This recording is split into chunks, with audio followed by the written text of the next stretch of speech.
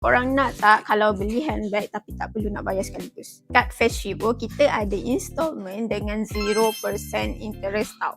Yang paling best, kedai kita ada lebih daripada 1000 item ready stock tau. Tengok ni. Wow. Kita ada Coach, kita ada MK, kita ada Kate Spade, kita ada Marc Jacob, kita ada Tory Burch, macam-macam lagi. So korang jangan risau, item kita memang 100% direct daripada USA. So jom sekarang saya bawa korang tengok tim kita yang kat US tengah beli handbag yang kat sana. Jom.